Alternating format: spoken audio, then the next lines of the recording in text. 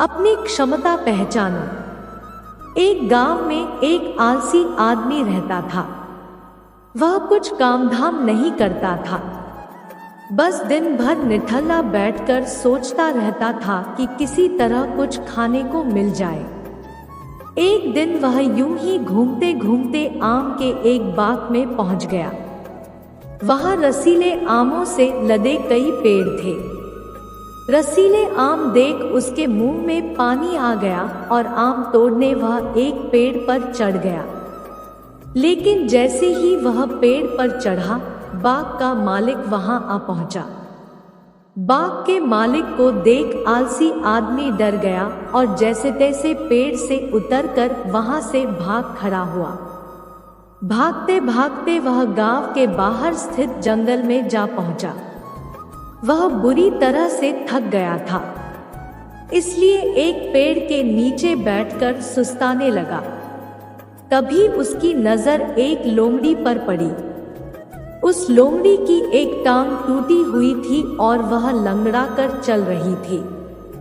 लोमड़ी को देख आलसी आदमी सोचने लगा कि ऐसी हालत में भी इस जंगली जानवरों से भरे जंगल में ये लोमड़ी बच कैसे गई? इसका अब तक शिकार कैसे नहीं हुआ? जिज्ञासा में वह एक पेड़ पर चढ़ गया और वहां बैठकर देखने लगा कि अब इस लोमड़ी के साथ आगे क्या होगा। कुछ ही पल बीते थे कि पूरा जंगल शेर की भयंकर दहाड़ से गूंज उठा, जिसे सुनकर सारे जानवर डरकर भागने लगे। लेकिन लोमड़ी अपनी टूटी टांग के साथ भाग नहीं सकती थी। वह वहीं खड़ी रही। शेर लोमड़ी के पास आने लगा। आलसी आदमी ने सोचा कि अब शेर लोमड़ी को मारकर खा जाएगा, लेकिन आगे जो हुआ वह कुछ अजीब था। शेर लोमड़ी के पास पहुंचकर खड़ा हो गया। उसके मुंह में मांस का एक टुकड़ा था, जिसे उसने लोमड़ी के सामने गिरा दिया। लोमड़ी इत्मीनान से मांस के उस टुकड़े को खाने लगी। थोड़ी देर बाद शेर वहां से चला गया। यह घटना देख आलसी आदमी सोचने लगा कि भगवान सच में सर्वे सर्वा है। उसने धरती के समस्त प्राणियों के लिए, चाहे वह जानवर हो या इंसान, खाने पीने का प्रबंध कर रखा है। वह अपने घर लौट आया।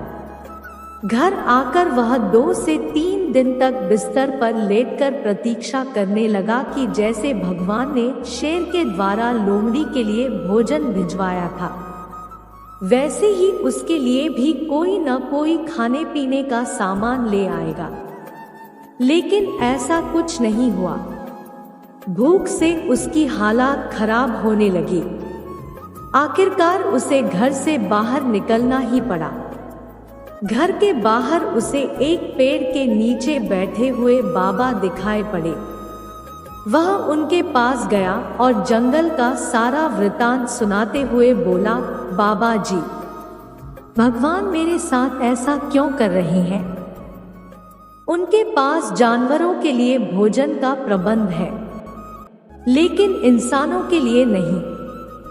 बाबा जी ने उत्तर दिया, बेटा, ऐसी बात नहीं है।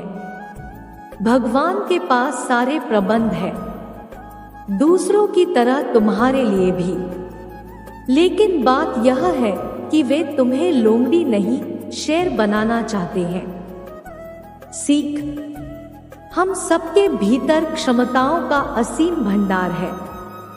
बस अपनी अज्ञानतावश हम उन्हें पहचान नहीं पाते और स्वयं को कमतर समझकर दूसरों की सहायता की प्रतीक्षा करते रहते हैं।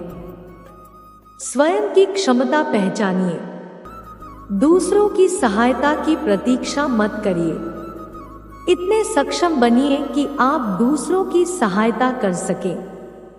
कहानी अच्छी लगी हो तो लाइक, शेयर, सब्सक्राइब जरूर करें। धन्यवाद।